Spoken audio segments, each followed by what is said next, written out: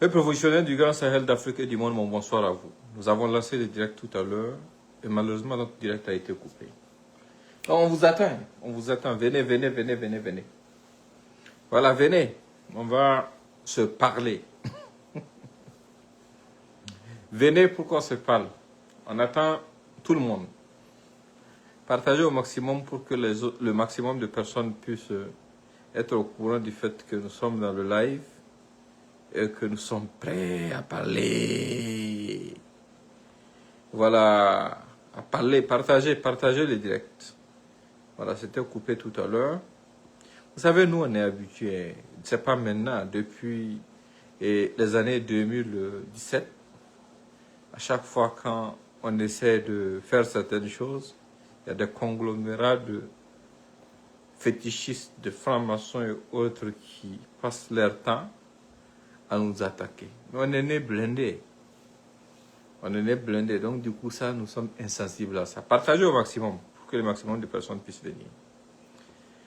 C'est vrai, ça fait le deuxième direct aujourd'hui. Ça fait beaucoup, mais il le faut. C'est indispensable. On va fond commun. On va fond commun. Déjà, j'ai même le lien de la vidéo. On va fond commun. Donc, partagez. On attend les gens. On attend les gens. On en avait conversé et ça s'était coupé. Partagez. On continue d'attendre quelques secondes. Le temps que je finisse de faire ce que j'ai à faire. Voilà. Continuez le partage. Continuez de partager. Continuez de partager notre live. C'est intéressant. Hein? Continuez de partager notre live. Voilà, ne vous fatiguez pas, il faut partager. Ça fait rien, partagez. On est déjà là-haut, on va faire comment? Il faut partager. Voilà. Parce qu'actuellement, il y a des gens qui sont à la prière. Et c'est un live imprévu, tout. Mais continuez le partage. Le temps que le maximum de personnes puissent être là. Voilà. On va être bref, on va même pas être très loin même. Donc, partagez. Voilà. Peuple révolutionnaire du Grand Sahel d'Afrique et du monde, mon rebonsoir à vous. Vous savez, on a beau se répéter, il y a des gens qui continuent à se faire prendre dans le piège de l'ennemi. L'ennemi est sournois, fourbe. D'abord, il y a des individus qui fuient pour aller se cacher dans les couches d'Emmanuel Macron, ou bien, je ne sais pas, de Brigitte, ou bien, je ne sais pas c'est quoi, Trogné, et qui, depuis là-bas, essayent de monter les Burkinabés les uns contre les autres. Certains vont se réfugier dans la couche de Dramane, et depuis là-bas, essayent de manipuler les gens. Nous avons averti à plusieurs reprises ici. On vous a dit de faire une analyse simple pour comprendre que ces gens-là, ils ne sont pas en train de lutter contre le pouvoir du président Traoré. Ils ne sont pas en train de lutter contre la révolution. Ils sont en train de lutter contre notre peuple et son armée. Et ils sortent pour vous dire, non, en fait, nous, on n'est pas contre l'armée. Nous, voilà. Je vais vous dire une chose simple. Partagez au maximum. Continuez le partage, s'il vous plaît. Je vais vous détailler des choses qui vont vous montrer que ces gens-là ont toujours travaillé contre notre armée. D'abord, à l'arrivée du président Ibrahim Traoré, quand le recrutement massif des VDP avait été lancé, ces mêmes farfelus s'étaient insurgés contre le fait qu'on arme les Burkinabés pour qu'ils défendent leur village. Mais qui va défendre nos villages à notre place? Quand il y a eu la guerre civile ici aux États-Unis, qui a combattu? C'était des Américains. Il n'y a pas de civils ou de militaires. Quand la France était en pleine Deuxième Guerre mondiale, pourquoi elle a mobilisé tout son peuple? Quand l'Angleterre était sous les bombes allemandes, pourquoi les Anglais ont mobilisé leur peuple? Pourquoi? Pour défendre la terre. Donc quand c'est notre tour, les gens estiment que non, nous ne devrons pas le faire. Mais ça fait rire. Ça, c'est juste une parenthèse. Au-delà de ça, Ce sont les mêmes qui, quand le président a lancé l'initiative de la contribution à l'effort de paix, qui se sont levés à gauche et à droite pour vous dire non, il ne faut pas contribuer, machin, machin, machin. Aujourd'hui, nous avons des équipements de tout genre qu'on ne pouvait pas se permettre, dont on ne pouvait même pas rêver.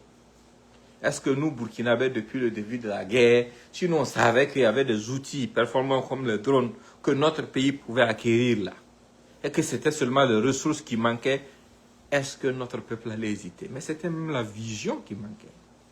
De même que la stratégie. Combien de vies auraient pu être sauvées si la vision était là? Si cette dynamique avait été enclenchée dès le départ, on n'allait même pas en arriver là. C'est quand les gens ont fini de pourrir le pays, quand les gens ont fini de détruire tout ce qu'ils pouvaient détruire, que des jeunes ont pris leurs responsabilités pour dire non, on ne peut pas continuer dans ça. Il faut que nous freinons ça.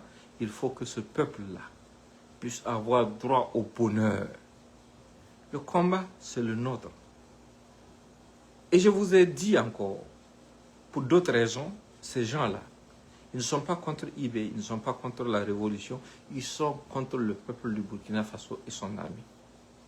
Quand, par exemple, des FDS partent au combat et qu'ils reviennent victorieux ou vivants, ce sont les mêmes personnes qui ressortent pour vous dire que non, en fait, il n'y a jamais eu de victoire. En fait, ce sont des civils qui sont allés tuer. Des gens qui sont capables de tuer des civils. Est-ce qu'ils vont risquer leur vie, laisser leur famille derrière eux, pour prendre de la nourriture pour aller donner à d'autres civils, dans d'autres coins de notre pays, avec tous les risques que ça comporte? Ça, c'est un manque de respect à notre armée. C'est un manque de respect au sacrifice de tous ceux qui ont donné leur vie pour protéger les populations civiles de notre pays.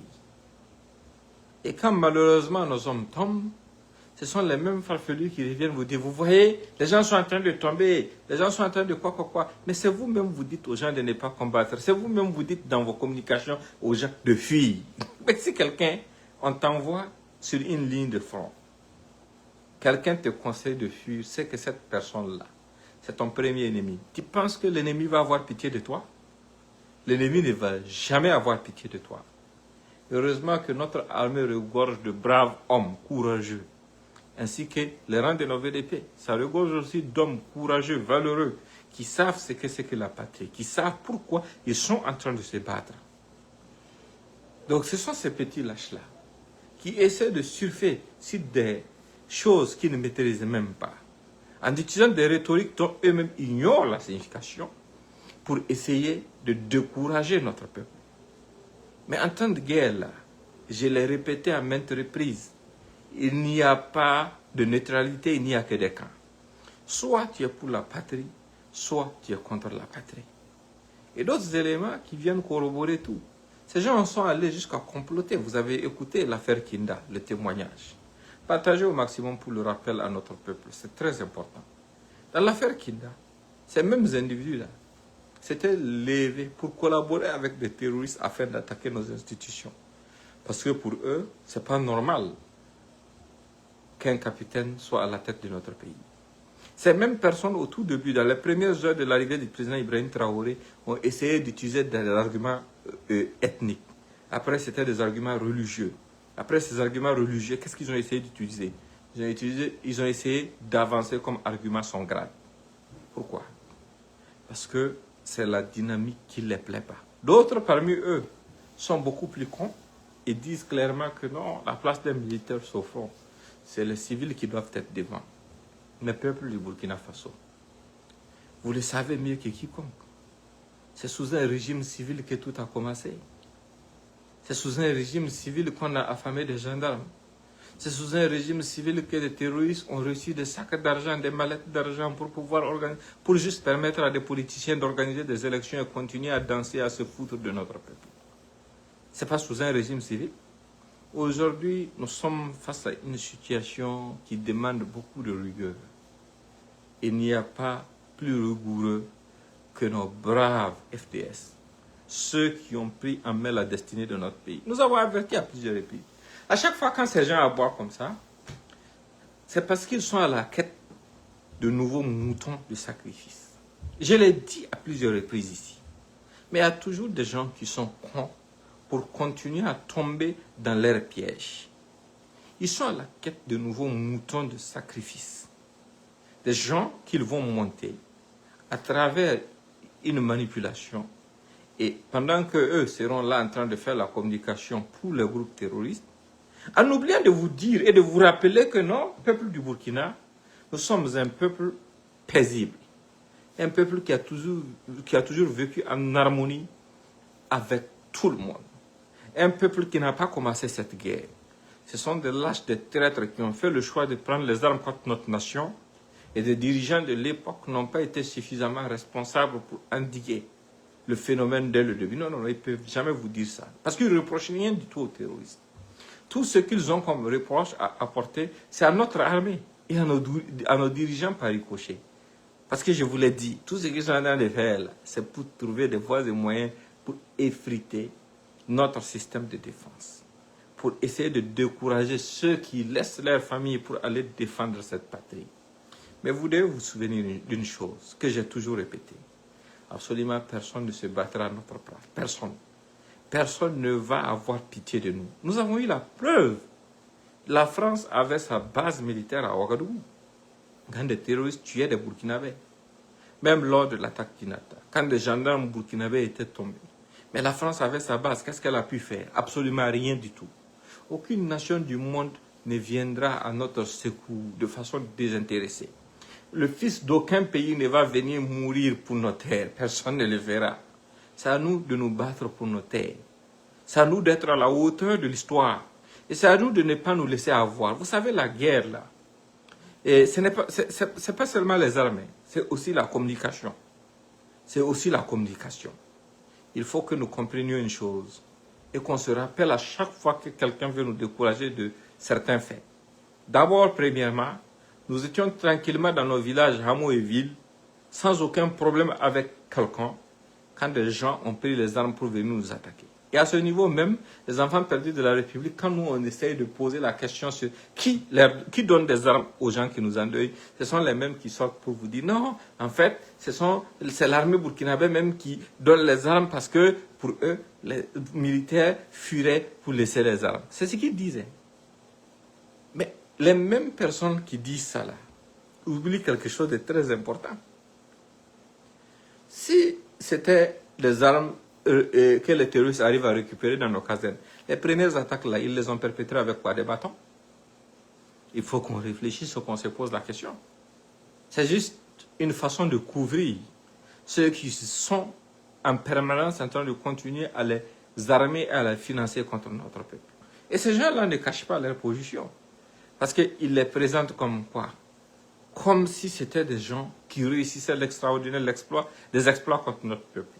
Des gens qui s'asseyent chez eux, qui cherchent à unir, par exemple le cas de la France qui cherche à unir l'Europe, pour soi-disant travailler à aider les Européens à être indépendants, qui travaillent chez nous pour essayer de dire que non, il y a des groins dans des casernes, il y a des quoi. Combien de fois ils ont pondu ce genre d'articles? En espérant utiliser des gens qu'ils vont manipuler pour pouvoir susciter des divisions dans nos rangs, au sein de notre propre peuple. Ils ne savent pas que notre armée n'est pas constituée d'étrangers, c'est constitué de fils et de filles de ce pays. Ce sont des gens qui viennent de nous, nos propres familles. Mais si quelqu'un, malgré la tension commune, malgré la situation commune que nous avons traversée et que nous continuons de traverser ensemble, fait le choix d'écouter l'ennemi, mais ça c'est son choix. Et nous, on a averti à plusieurs reprises, on a dit aux gens, évitez ça. Parce que ce peuple-là a décidé d'emprunter un chemin. Celui qui veut des élections, il n'a qu'à se mettre dans le rang. Ensemble, on va se battre pour libérer notre pays.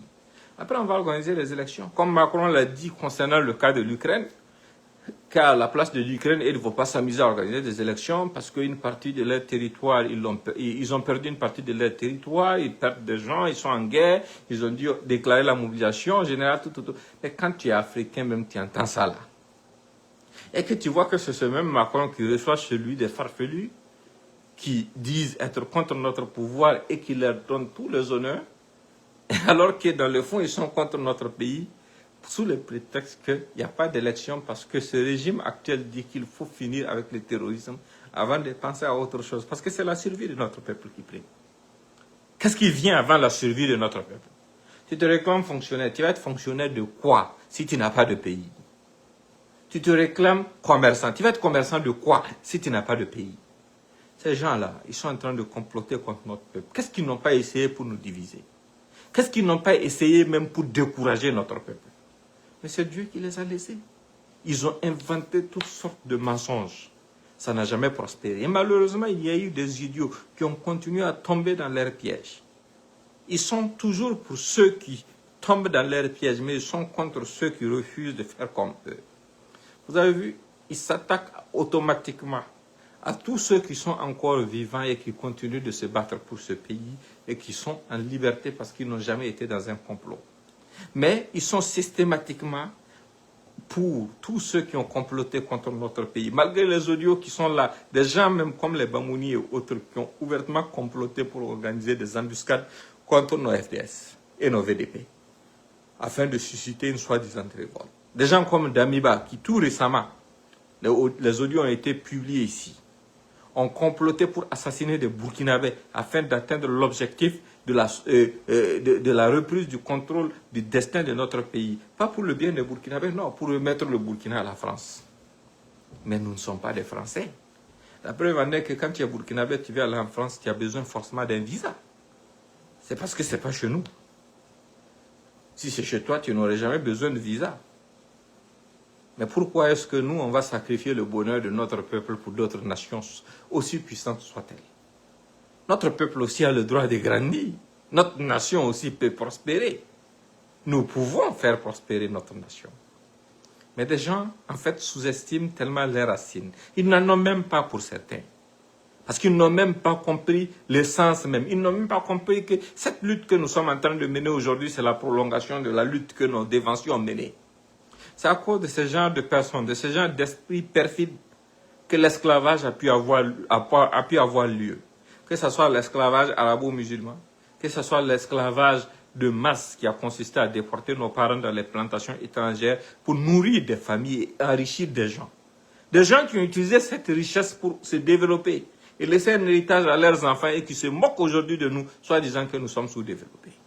Mais il faut qu'on se respecte. Arrivé à un certain niveau, il faut qu'on comprenne une chose, quelles que soient nos appréhensions, quelles que soient nos pensées, quel que soit ce que nous pouvons imaginer de quelqu'un ou d'une situation, il faut au moins avoir l'intelligence d'analyser l'affaire et comprendre que le seul remède pour nous, c'est de nous donner la main, d'accompagner cette dynamique pour pouvoir finir avec ce terrorisme-là. Parce que les gens ont travaillé depuis le début à nous affaiblir. Parce que pendant que les forces de défense et de sécurité, notamment la gendarmerie et les militaires, étaient en train de travailler, avant même le recrutement des VDP, contre ces groupes terroristes-là, des politiciens étaient en train de signer des contrats avec les mêmes groupes terroristes pour les libérer et leur donner de l'argent pour pouvoir organiser des élections. Après la création de ces groupes VDP-là, pendant que les VDP s'associaient à nos FDS pour mener le combat, d'autres traîtres étaient en train de, depuis le rouage du pouvoir, travailler contre notre peuple.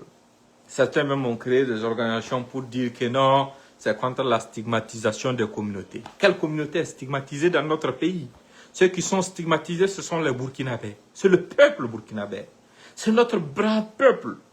La preuve en est que notre peuple est tellement sage que, par exemple, si aujourd'hui il y a une attaque terroriste dans une localité constituée essentiellement de Moussi, et que ceux qui sont venus faire l'attaque, quand ils finissent de faire l'attaque par le Peul, on ne va jamais dire que c'est un village de Moussi qui a été attaqué par des terroristes. Non.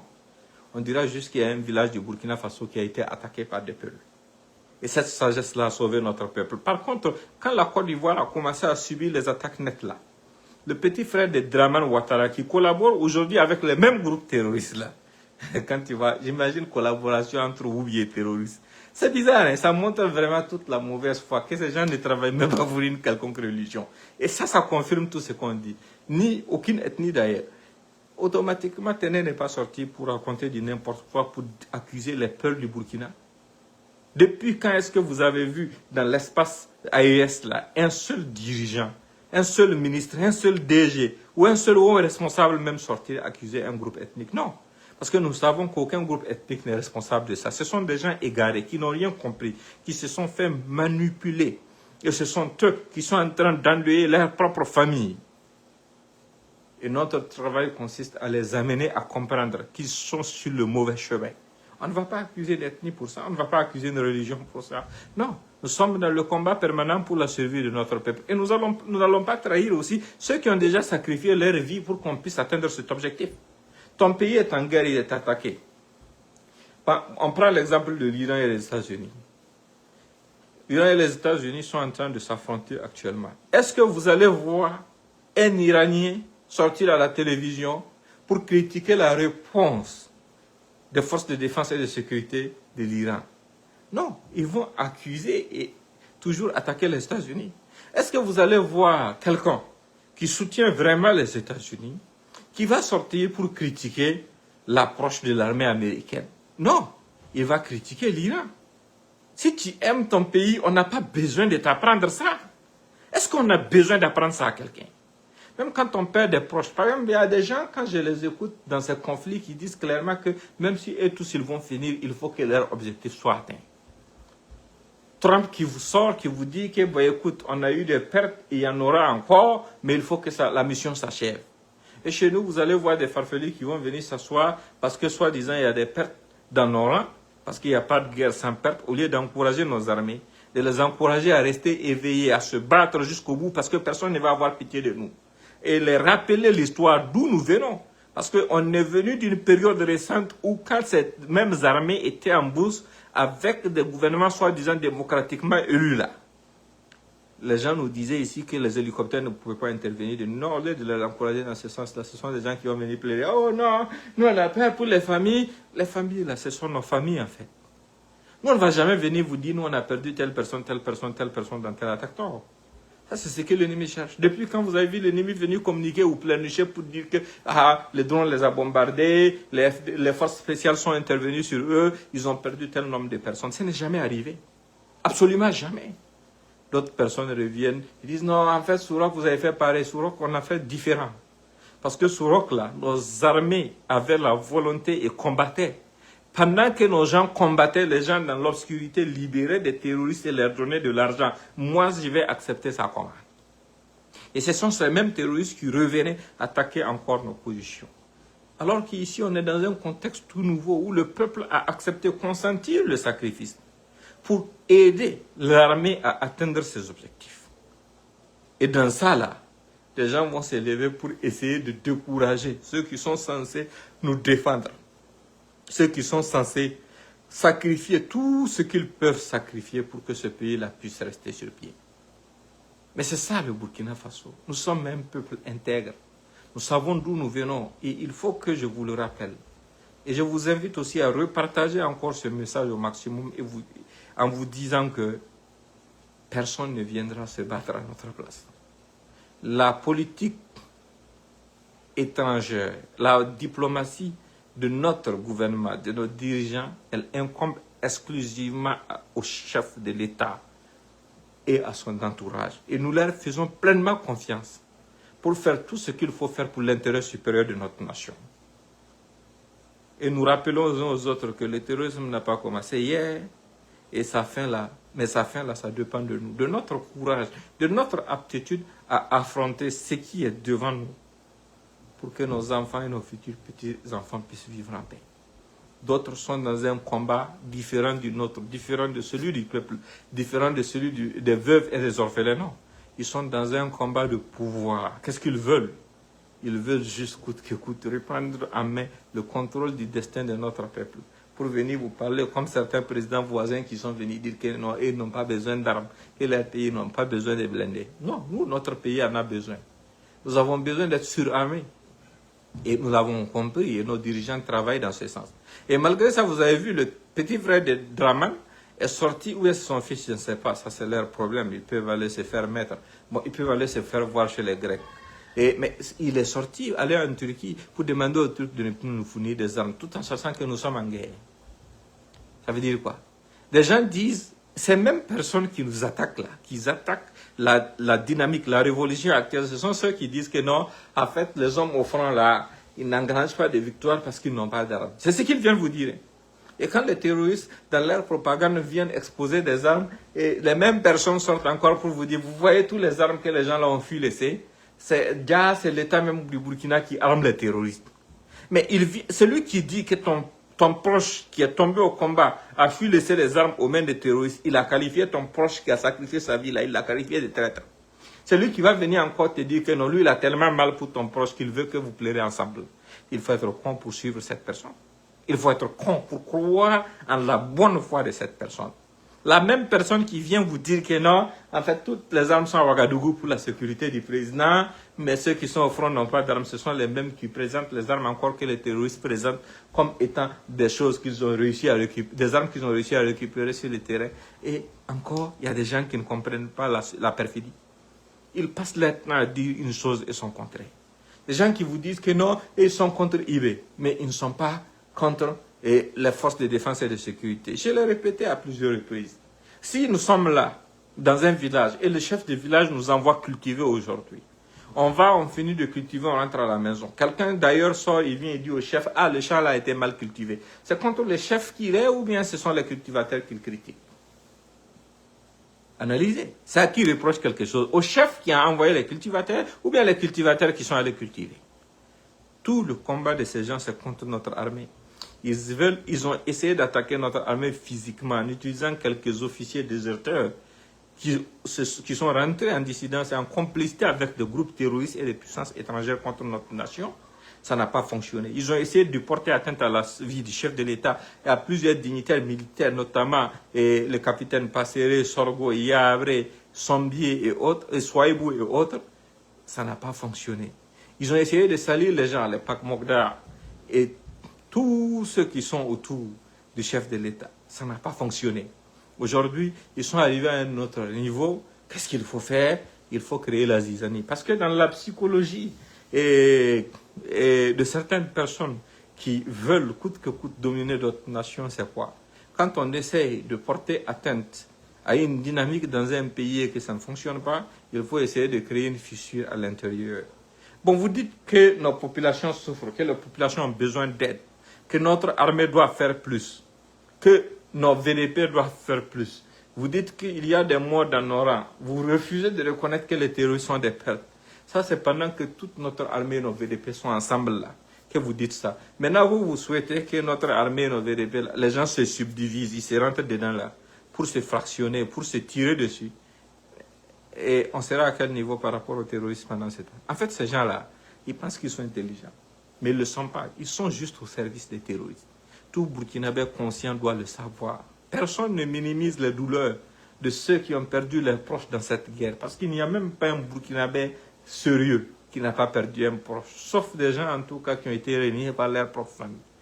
Mais les gens ont perdu des proches. Et nous allons toujours avoir des prêtres tant qu'il y aura la guerre, et nous aurons aussi des victoires. Mais nous allons toujours rester fiers de nos hommes, parce qu'une nation qui manque d'hommes courageux, prête à mourir pour sa défense, est une nation que personne ne va respecter.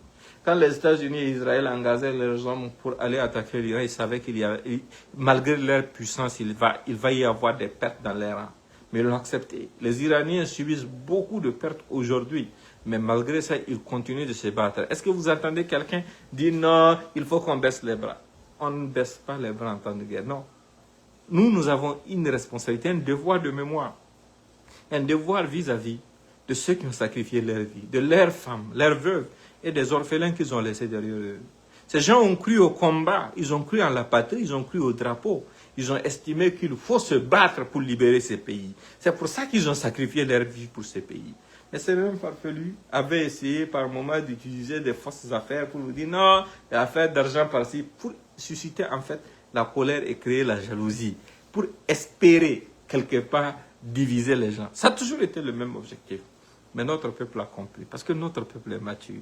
Donc, ce que je vais vous dire là, ce que je vais vous dire est que personne, absolument personne ne va avoir pitié de nous. Et toute personne aujourd'hui qui ne remet pas en question le comportement des terroristes, qui ne critique pas la barbarie des terroristes, qui ne critique pas la violence des terroristes contre nos populations, et qui passe le temps à essayer de critiquer nos forces de défense et de sécurité, ainsi que nos VDP, ou qui par moments essaient de surfer sur la douleur des proches de ceux qui sont allés donner leur vie. Cette personne indiscutablement travaille pour les terroristes. Vous n'avez pas besoin de vous poser des questions. Les terroristes, ce n'est pas seulement ceux qui sont en ville. Non, non, non, ils ont des relais en ville. Ce sont les mêmes relais qui ont qui ont influencé les politiciens d'hier pour que certains politiciens acceptent de libérer les terroristes et pour pouvoir juste organiser des soi-disant élections. Ce sont les mêmes relais qui ont organisé tout ce qu'il y a eu comme travail psychologique sur nos forces de défense et de sécurité de par le passé. Ce sont les mêmes relais qui sont dans les rangs et des politiciens et autres qui ont travaillé pour empêcher à ce que notre pays, de par le passé, puisse avoir des moyens aériens suffisants pour venir en aide. À chaque fois, ce sont des gens qui disent « Ah, il y a eu une attaque dans tel coin, il n'y a même pas eu d'appui aérien. » Vous êtes malade. Est-ce qu'on a besoin de rentrer dans les détails pour vous? Nous ne sommes pas des militaires, mais ceux qui sont au front, ils savent comment les choses opèrent. Voilà. Et nous avons confiance en la bravoure de nos hommes. Vous n'allez pas effrayer nos hommes. Parce qu'eux, ils veulent que... C'est les mêmes personnes qui disent qu'il n'y a pas eu d'appui aérien là. Qui vous disaient de par le passé que non, les missiles de drones là coûtent cher. Que Wigim, un coûte 75 millions. Mais ceux qui viennent attaquer nos hommes ne viennent pas avec des drones ou des avions, non. C'est de la bravoure de nos hommes que vous doutez. Mais nous, on a foi en nos hommes. Et vous savez, je vais vous le dire, partagez ce message pour ça, c'est important. Il faut toujours répéter à vos proches qui sont dans l'armée que nous avons confiance en eux, en leur bravoure. Et quand ils vont au front là, c'est sur eux nous comptons pour pouvoir continuer le combat. Ils ne le font pas pour quelqu'un. Ils le font pour leur propre patrie. Parce que aujourd'hui là, tu vas te battre pour ce pays. Tu ne sais pas, peut-être demain c'est ton fils ou ta fille qui va diriger ce pays. Ou bien ton petit-fils, ou bien ta petite-fille qui va diriger ce pays. Au-delà de ça, il y a plusieurs choses. Tu ne sais même pas ce que le destin réserve. L'essentiel est que le pays, là, il est à nous tous. C'est un bien commun pour lequel il faut se battre contre le terrorisme, qui est un mal internationalement reconnu comme un mal contre lequel il faut se battre. Et que quelles que soient les circonstances, si nous avons des dirigeants visionnaires comme ceux que nous avons, on doit de continuer à soutenir l'effort de paix, en contribuant autant que nous pouvons. Nous rappeler d'une chose, nous n'avons ni de corporation, ni de corps, ni de quoi que ni de métier, tant que cette guerre n'est pas finie. Parce que c'est parce qu'on a un pays qu'on se targue d'avoir ci, d'avoir ça. Ah, moi j'ai tel investissement, j'ai ci, j'ai ça. Mais c'est parce que tu as un pays. Des gens veulent prendre ton pays. Est-ce qu'il y a un sacrifice qui est de trop? Il n'y a aucun sacrifice qui est de trop pour préserver l'avenir de nos enfants et de nos futurs petits-enfants. Donc, je m'arrête là et partager encore une fois au maximum. Vive le Burkina Faso, honneur au brave peuple du Burkina Faso, honneur au brave peuple de l'AES, vive le Mali, vive le Niger, vive Ibe, vive Tchani, vive Goïta. La patrie ou la mort, nous vaincrons.